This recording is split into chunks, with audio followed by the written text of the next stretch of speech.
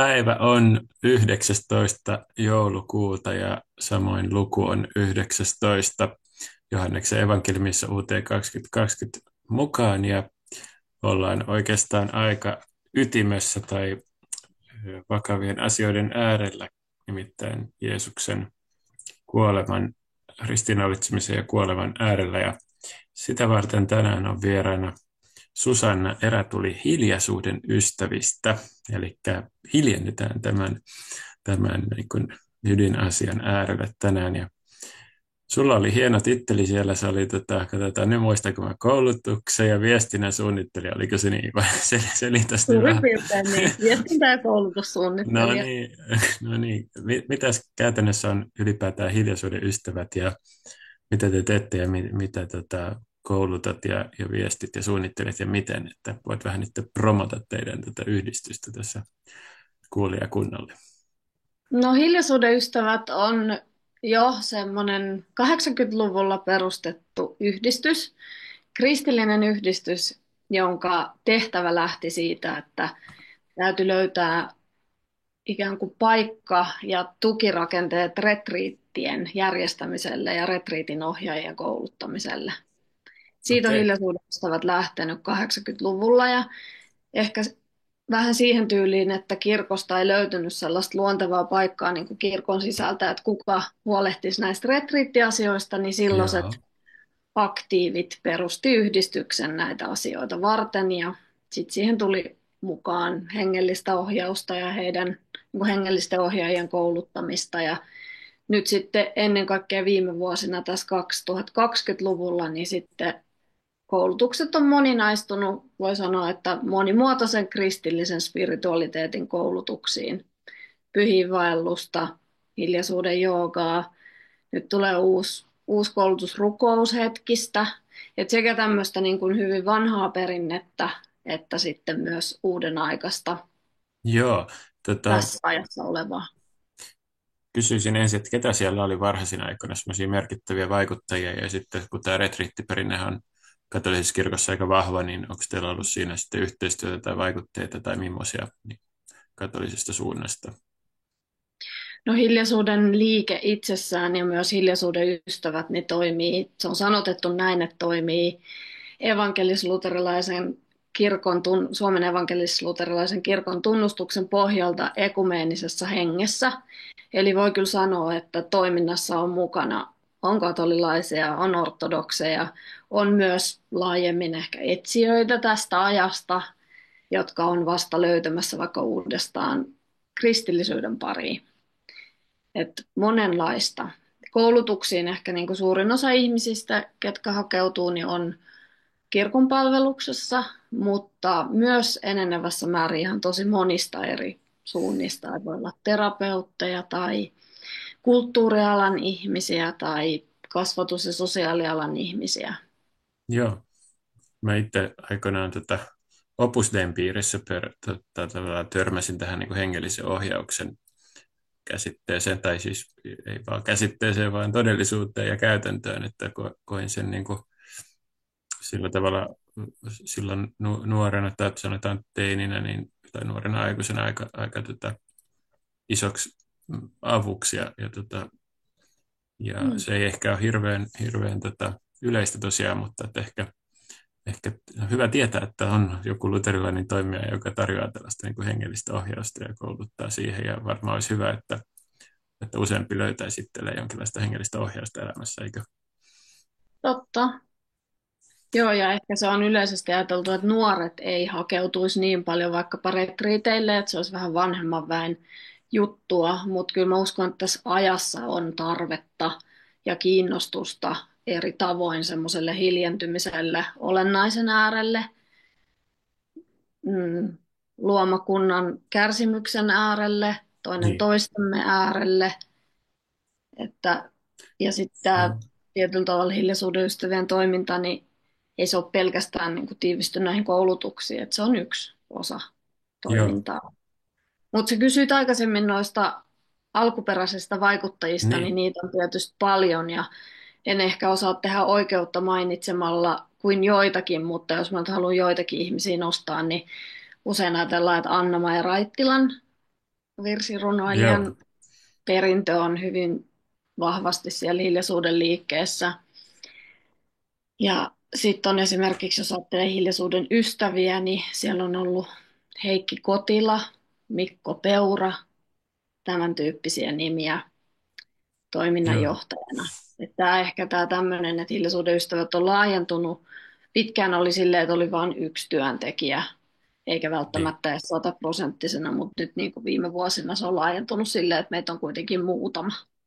joo, joo, se Et Juha Anna-Maija, Tanska, niin, niin anteeksi, ei sano vaan, Juha Tanska, joo, pitkän linjan pappi ja kirkkoherra ja kirkon ihminen, niin on toiminnanjohtajana nyt.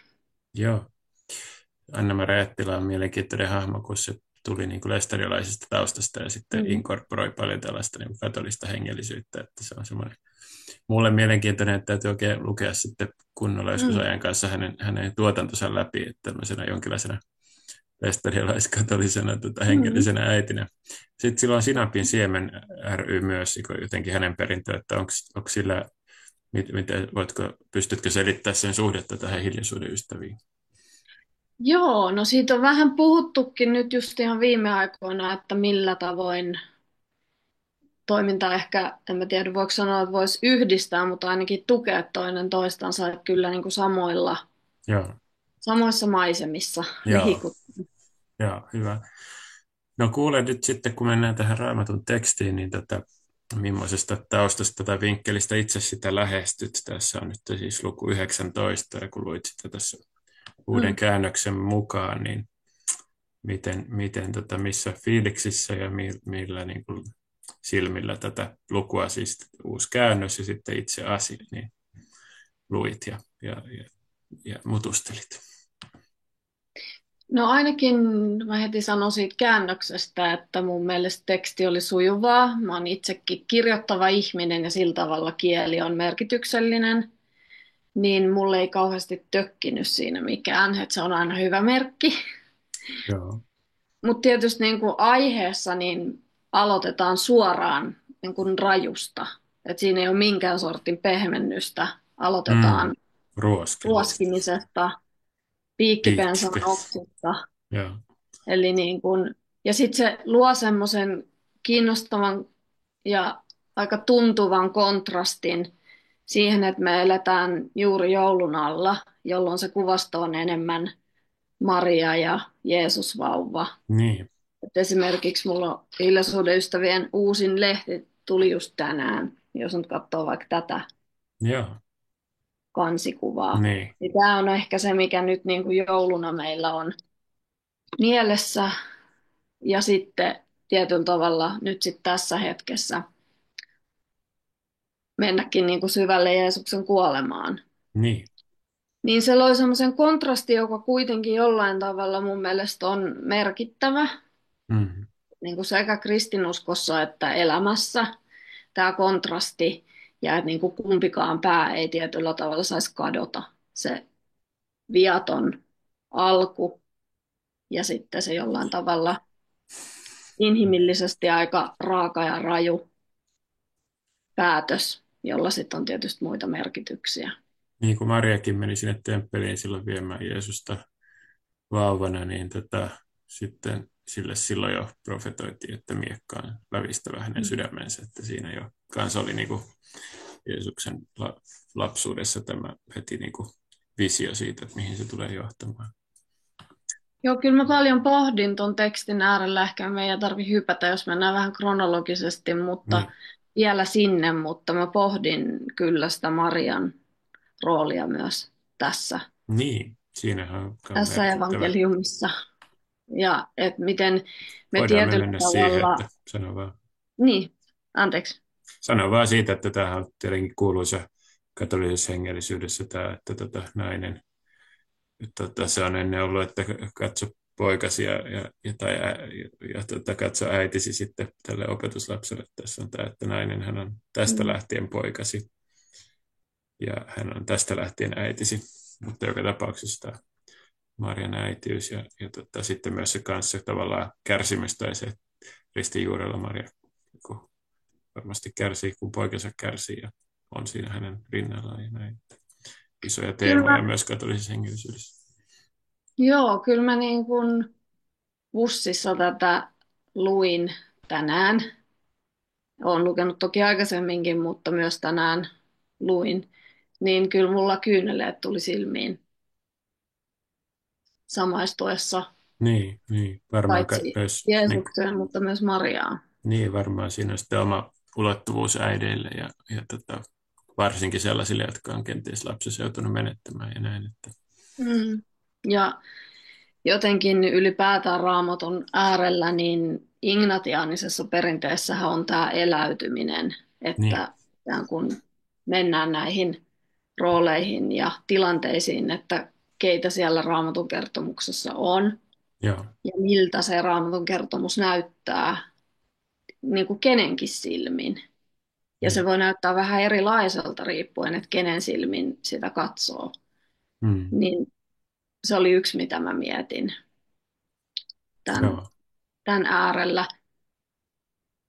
Tietyllä tavalla, no jos nyt ajattelee vaikka sitä, että niin kuin tässä joulun aikana, niin me muistetaan Mariaa nuorena, ehkä mm, 16-vuotiaana, niin kuin teinityttönä.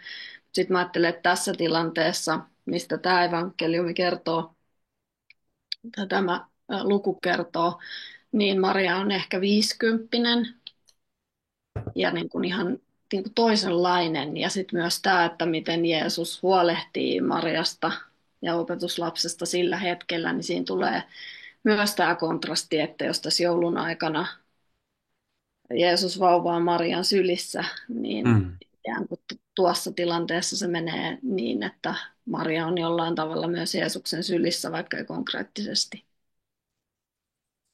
Niin, ja sitten onhan se puhutteleva se Pietaa veistos, jossa sitten se on Marian sylissä sitten ristiltä alas Mm, otettuna kyllä, Pietarin kirkossa Vatikaanissa tätä Michelangelon erittäin nuorena tekemää veistosta voi kyllä. ihailla, tai tietysti netissä kuvia katsoa.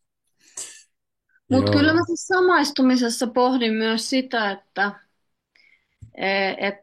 kyllä mä luulen, että me löydetään itsestämme, tai ainakin itse löydän itsestäni, niin näitä eri rooleja, mitkä tässäkin kertomuksessa on.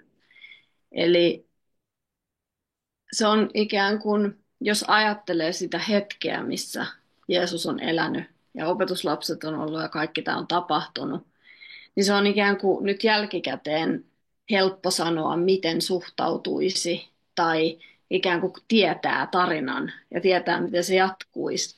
Mutta jos olisi ollut siellä hetkessä ihmisenä, paikallisena, niin vaikea sanoa, että mihin rooliin sitä sitten olisi asettunut, että ei välttämättä niin puhtoseen ja kauniiseen ja tuomitsemattomaan kuin ne kuin haluaisi ajatella. Ja sitten mä ajattelin, että nämä eri puolet, mitkä vaikkapa tässä luvussa tulee esiin, niin mä ajattelen, että ne on kaikki meissä. Ei niin, että joku on se, joka pitää syyttömänä ja joku on se, joka käskee ristiinnaulitsemaan ja joku on se, joka ristiinnaulitaan ja joku on se, joka kärsii siinä ristin juurella tai on niin kuin, että ne kaikki jollain tavalla asiat on olemassa meissä kaikissa. niin ja eri elämänvaiheissa voi sitten kolahtaa eri tavoilla. Niin. Joo. No hyvä, hyvä, että tuli mainittu tuo ignatianinen spiritualiteetti, eli Mm. siis kyse on Ignatius Loyolalaisesta, joka oli jesuittojen perustaja. Jesuitoillahan on ollut vähän huono maine Pohjoismaissa, mutta sitten tosiaan on löydetty, Seppo Teinonen on kääntänyt tämän hengelliset harjoitukset Mm. ja tämmöinen retriittiopas. Ja Mm. siinä on juuri tämä niin kuin visualisointi ja mielikuvituksen käyttö. Mulla on Henkko sellainen ongelma, että mä en ole kovin hyvä kuvittelemaan. Se on sitten myös, niin kuin, Hyvä. ihmisillä on erilaisia niin kuin, mielikuvituksia, joilla on hirveän jotenkin eloisa ja ne pystyy helposti eläytymään. Ja sitten toisilla niin kuin mulla niin ei juurikaan. Totta. No Joo. mutta kerro, mitä sulle sitten käy, kun sä luet? Niin mitä sussa tapahtuu? En mä tiedä. Riippuu. Joskus tapahtuu jotain ja toisen aikana jotain muuta, mutta ei niinkään sitten harvemmin niin kuin mielikuvituksen kautta, että ehkä se Hmm. jotenkin muuten kuin kuvallisesti niin puhuu tai vaikuttaa niin kuin intellektiin tai sydämeen jotain. Aivan. Ah, Tämä on tosi kiehtovaa, miten eri tavoin se kokemus voi tulla, koska mulla sitten taas, mulla on hyvin vilkas niin, mielikuvitus ja niin kun mä muutenkin näen erilaisia kuvia niin, paljon tilanteissa, niin se on niin kuin ikään kuin todella luonteva väylä lähteä niin, näkemään, mitä siinä tapahtuu ja joo, niin kuin kokemaan just sieltä eri tulokulmista, että millainen se on mahtanut olla se tilanne. joo, joo, kyllä. No jos palataan vähän, peruutetaan ja lähdetään vielä Mm. käymään tätä lukua läpi, niin millaisia kaikkia huomioita sä teit ja mitä haluaisit tästä jakaa? No yksi asia oli esimerkiksi se, missä puhutaan, että kun Jeesusta syytettiin siitä, että hän on tekeytynyt Jumalan pojaksi. Eli ikään kuin nämä lainoppineet juutalaiset eivät uskoneet sitä. Niin, Niin mä näin tässä just pari päivää sitten, yksi ystävä lähetti mulle sellaisen videon, missä niin se oli ihan kuvattu tänä päivänä ja siinä oli, kun leikittiin, että oli Maria ja Joosef ja tässä oli käsitelty sitä, että miltä näyttäisi, kun Maria kertoo Joosefille tästä neitseellisestä sikiämisestä ja mm, miten niin kuin, vaikea sitä olisi uskoa ja kuinka erikoiselta se näyttäisi ja kuulostaisi.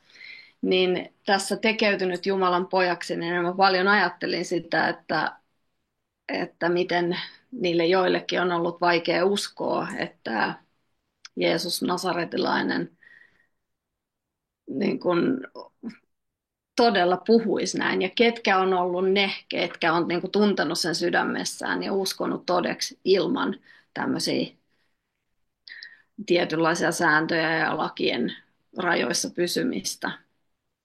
Tätä mä pohdin. joo,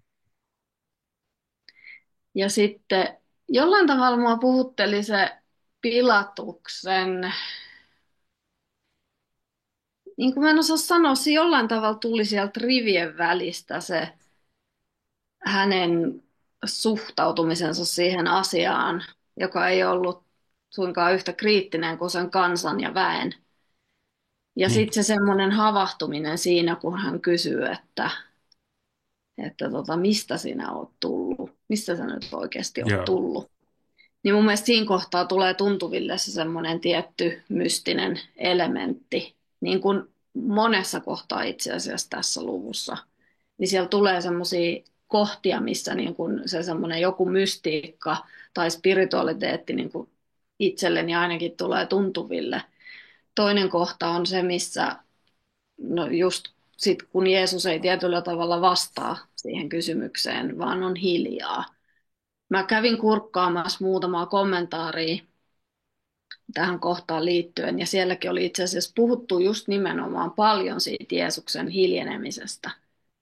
Jo niin kuin kirkkoisät aikanaan oli pähkäilleet tätä, että kun Jeesus vaikenee eikä vastaa, niin siitä mm, hiljaisuudesta oli puhuttu paljon, että mitä se hiljaisuus tietyllä tavalla siinä edustaa. Niin siinä hiljaisuudessa, tavallaan just siinä kohdassa, missä Jeesus ei vastaa, niin mun mielestä siinä tulee se semmoinen toinen maailma jollain tavalla tuntuville. Ja sitten vielä yksi kohta, missä mun mielestä tulee se toinen maailma tuntuville, niin on tämä, kun sitten ne sotilaat pistää sinne Jeesuksen kylkeen. niin, Mä en tiedä, mikä se on se. Mä en enää muista, mikä se on se. ja 34. Niin, että mikä se on se ikään kuin pistin vai mikä se on, millä he pistää, mutta kun he pistää sinne Jeesuksen kylkeen, niin sieltä pulppuaa verta ja vettä. Niin, Niin tämä on mun mielestä myös semmoinen kohta, joka tuo tuntuville sen tietynlaisen niin kuin hiljenemisen ja mystiikan hengen, että jään siinä kuulostelemaan vaikkapa sitä, että mitä sieltä oikeasti pulppuaa elävää vettä, verta, mutta se sai ajattelemaan paitsi ehtoollista, niin kastetta. joo, tämä on klassinen tämmöinen sakramentaariteologinen kohta, että Jeesuksen kyljestä syntyy syntyy kirkko ja siinä tulee niin kuin sakramentit, Mm. kaste ja ehtoollinen vesi ja veri. Mm. Vähän niin kuin uusi Aatami, jonka kylkiluusta sitten Mm. Eeva, eli Morsian kirkko tulee ja äiti. Ja toki sitten siinä on paljon tällaista typologiaa ja symboliikkaa. Ja mulle tulee mieleen siitä myös toi Krakovan Laupean Jeesuksen kuva, joka on katolisessa kirkossa hirveän suosittu pyhän sisar Faustinan maalauttama semmoinen, missä Jeesus ilmestyi hänelle just sillä tavalla, että hänen niin kuin sydämestä tai kyljestä lähti kaksi sädettä, jossa oli toinen tämmöinen punainen ja toinen tämmöinen kirkkaan valkoinen kautta sininen jotain siltä väliltä, niin siinä on tavallaan tämä laupeuden hengellisyys ja valtameri, johon tavallaan kaikki synnit sitten niin kuin uppoaa pienenä pisarana, Mm. että Ja sitten tuossa kukaan oli, on toivoton, toivottomasti tilanteessa, että kaikki, on niin kuin, kaikki synnit anteeksi Jeesuksen veressä.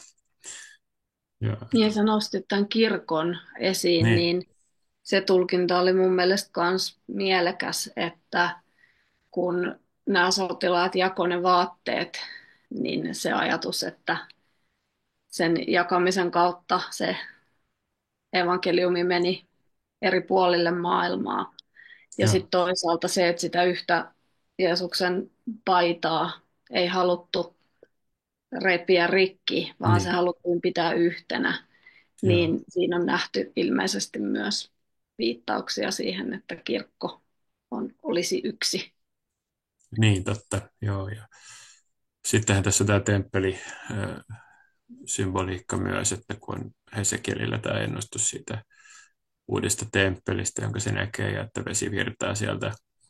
Tämä on katolinen hymnikin Vidia Aquam Egredientem de Templo Alatere Dextro, eli oikealta puolelta tai oikeasta kyljestä tulee vettä, ja niin kuin tuli sieltä temppelistä. Ja tässä sitten on niin kuin nähty Johanneksen kakkosluvussa Jeesus puhui jo siitä, että hänen ruumiinsa on se uusi temppeli. Ja nyt se sitten tavallaan tässä se tämän temppelin kyljestä vuotaa nämä vedet ja Mm. elämän vedet, jotka pulppua, niin kuin siinä 7-luvussa puhuttiin ja 4. puhuttiin ja näin, niin tämä tavallaan Kristuksen ruumis on se temppeli ja kirkko on sitten taas Kristuksen ruumis ja se on sitten se temppeli, joka ei ole Jerusalemissa eikä Gerisimin vuorella, vaan vai Gerasimin vuoremi, kumpi se nyt oli, mutta kuitenkin, niin mistä ne väitteli ne samarialaisten kanssa, niin se on sitten siellä periaatteessa, missä Kristuksen ruumis on, mikä voi olla vähän siellä sun täällä, missä sitten on seurakunta tai kirkko, Se missä on paita pyhä oli henki. hirveän, Niin, se paita oli hirveän konkreettinen tavallaan kuva siitä, jotenkin saumaton paita, joka on yhtä kangasta, ne kaikki langat menee siellä, niin se oli mun mielestä aika kaunis kuva, jonka paitsi kai on nähty edustavan sitä jakautumatonta kirkkoa, mutta myös niin kuin, ihmisen ja Jumalan yhteyttä, joka on erottamaton. niin, Mutta sitten mulle itselle tuli, mun täytyy sanoa näiden niin kuin teologisten tulkintojen ja pähkäilyiden rinnalla, niin se mihin mun mieli ihan ensimmäiseksi meni, tai tunteet ihan ensimmäiseksi meni, kun luin ton luvun, niin tällä kertaa niin oli jotenkin se paita siinä mielessä, että tiedätkö kuin tärkeä ja rakas voi olla jonkun rakkaan ihmisen paita.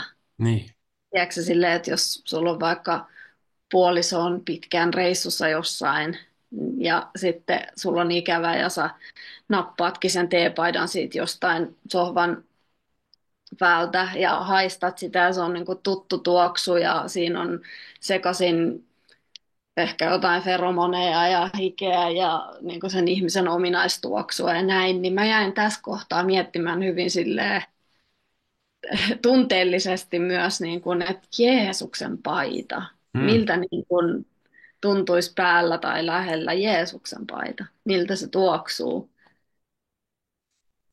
Joo,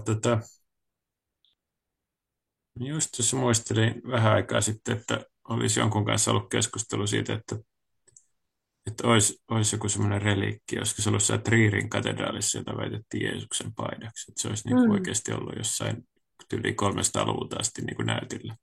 Mm. Mutta Että se, näytillä on eri asia niin, kuin, käsissä. niin onhan se kyllä joo. Jotenkin se ajatus siitä, että en ollut koskaan aikaisemmin pysähtynyt miettimään, että miltä Jeesuksen paita tuoksuisi tai, tai tuntuisi ja näin. Joo, Ja siihen tulee joo, se kaipaus, mitä mä kuvasin tästä, niin kuin vaikka jonkun läheisen ihmisen kaipaamisesta, niin siinä tulee se kaipaus ja tuttuus ja ne kaikki elementit, mitkä tietyllä tavalla on aika helppo liittää myös Jeesukseen ja paljon konkreettisempaa kuin vaikkapa Jumalaan. En osaa sanoa, että minkälainen paita Jumalalla tai pyhällä hengellä olisi. tässä äkkiä googlasin, niin se tosiaan on siis Trierissä, eli Trier kirjoitetaan Mm. Saksassa, ja se on siellä tämä Kristuksen paita, eli sinne vaan sitä sitten katsomaan, ja tietysti Torinossa Mm-hmm. sitten Käärinliina, silloin kun se on, siitäkin puhutaan tässä luvussa, niin harvemmin näkyvillä, mutta olisiko se nyt taas Mm. tässä lähiaikoina tulossa semmoinen aika, että se on näytillä. No, meillä on kuule 10 minuuttia aikaa, niin mitäs vielä jäi Okei. tästä kertomatta? No katsotaas. Mitähän mä muistelen, mitä mä ajattelin. Mua hämmensi se kohta, kun jotenkin ne juutalaiset lainoppineet sanoo, että niin vahvasti, että he uskoo keisaria. Ja mä Niin, ajattelin, että miten he niin silleen jotenkin kritiikit, tai eikö he itse huomanneet tätä ristiriitaa siinä, että he palvovat keisaria, eivätkä tässä kohtaa Jumalaa riippumatta siitä, että oliko heidän mielestään Jeesus Jumalan poika. Et jotenkin semmoinen ei ihan, meillä ole muuta kuningasta kuin keisari, niin kuin niin, niin, ylipapit sanoo siis jakeessa 15. niin, Se voi tietenkin olla sitten tuommoinen niin kuin Pilatukselle esitetty retorinen totta. heitto sitten, mutta joo. Mutta jotenkin mietin myös sitä, että semmoinen ihailu ja halveksunta Mm, on ihmiselämässä aika lähellä toisiaan, joo, että se voi helposti olla kumpaa tahansa. niin, Et, no joo. joo, Ja niin kyllä. sitten mä alun perin jo mietin, että tämä ei ollut näitä helpoimpia lukuja. Ja sitten Niin, hetkeksi tuli semmoinen kiusaus, että pitäisikö nyt lukea koko Johanneksen niin, evankeliumin läpi ja katsoa, että mikä kohta siellä nyt oikein olisi semmoista, mikä tuntuu omalta tai muuta, mutta sitten oikeastaan aika nopeasti ajattelin, että ei kun tämä kohta tuli ja se on niin hyvä. Ja jollain tavalla niin, haluaisin enemmänkin elämässä ottaa sitä, mitä annetaan vastaan sellaisena, kuin se annetaan. Niin tämmöisenä tämä, pienenä muistutuksena itselle. tämä on selvästi jossain retriitissä mietitty elämän asenne. Joo, Sitten mä nostan sieltä vielä kirjoitin, minkä kirjoitin. hyvä. Hän Scripsi, kantoi quod itse scripsi. ristinsä. Joo, Ja sitten ehkä semmoinen, että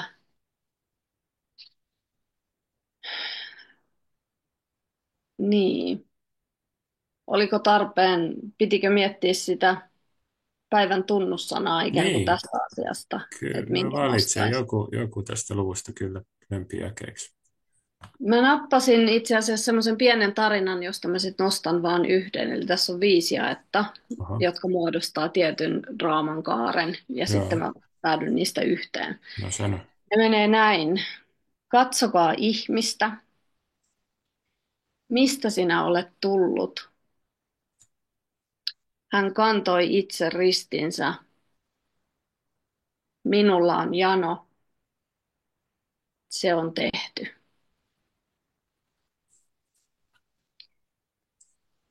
2 ensimmäistä on Pilatuksen sanomia ja 2 viimeistä on Jeesuksen sanoja.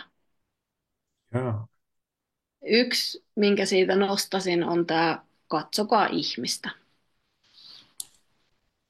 ecce homo, kuuluisa lause.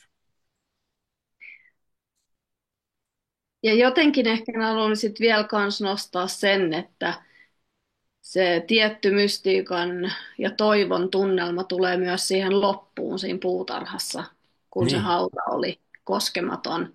Niin siinähän oikeastaan siinä koko lopussa leijailee semmoinen tietynlainen pelastus ja toivo, tai no, ainakin sen mahdollisuus. ollaan taas takaisin siinä Edenin paratiisissa. Puhuttiin Niin, uudesta Atamista ja Eevasta, niin tässä on myös se puutarha niin, ympäristö. kyllä. Joo, hieno juttu, kiitos näistä. Niin eli se katso ihmistä on se päivän tunnussana ja nyt sitten olisi oikeastaan enää päivän loppuhartauden aika, että 5 minuuttia meillä on aikaa, niin johdattele meidät sitten siihen ja kiitos, että jaoit näitä mahtavia murusia tästä luvusta.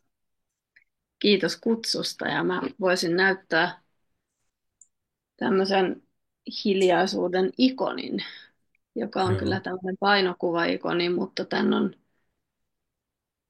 pappi Jyrki, joka on Hiljaisuuden ystävien hallituksessa, niin poikansa kanssa tehnyt näitä. Ja joo, tässä lukee tuolta Jaakobin kirjeestä, ottakaa hiljaisuudella vastaan sana, joka teihin on istutettu. Se on vuoden 92 käännöksestä. joo, Se on aika erityyppinen tämä UT 2020 tässä, mutta mä joo, ajattelin, että se sopii ylipäätään tähän, kyllä. kun Raamatusta puhutaan. Mutta se, mistä halusin lopuksi rukoukseni lukea Joo, tällä kertaa, niin on päivän päivän tunnussana. tunnustana. No niin. Kun sä puhuit päivän sanasta ja 25, se on jo päivän ensi vuoden. tunnussanasta, No mutta niin, tämä on vuoden 25, joka on ihan ovella, niin, niin, kirja. Ja tämä on sinänsä mun mielestä aika kiva tämä kirja. Hiljaisuuden ystävät nykyään siis kustantaa tätä, niin no senkin niin, takia mä nostan tämän tässä esiin. Hyvin perinteikäs kirja silleen, että tästä on vuodesta 1731 asti julkaistu Saksassa ja joo, Suomessa vuodesta 1905. no Ja se niin, ajatus, että näitä samoja jakeita jokaiselle päivälle sekä vanhasta että uudesta testamentista niin luetaan ympäri maailman eri kielillä, niin on jollain tavalla mun mielestä tämän yhtenäisen kirkon kyllä, näky myös. kyllä.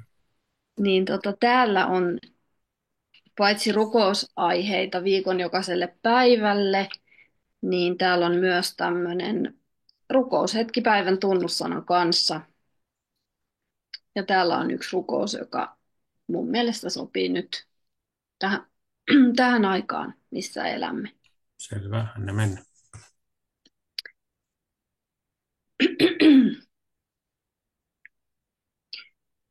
Jumalani, luojani ja pelastajani, tänään rukoilen rauhaa sinne, missä nyt soditaan. Toivoa jokaiselle, joka on menettämässä toivonsa. Sovintoa sinne, missä riidellään. Myötätuntoisia lähimmäisiä, surun, epätoivon ja huolten uuvuttamille. Henkesi läsnäoloa jokaiselle. Kuulethan myös sydämeni hiljaiset rukoukset. Pyydän, että elämäni kantaisi hedelmää rakkauden ja oikeudenmukaisuuden tekoina. Rukoilen lohdutuksen, rohkeuden ja yksimielisyyden henkeä kaikille, jotka tahtovat palvella sinua, lähimmäisiä ja haavoitettua luomakuntaasi. Kiitos, että olet luvannut olla kanssamme joka päivä. Aamen.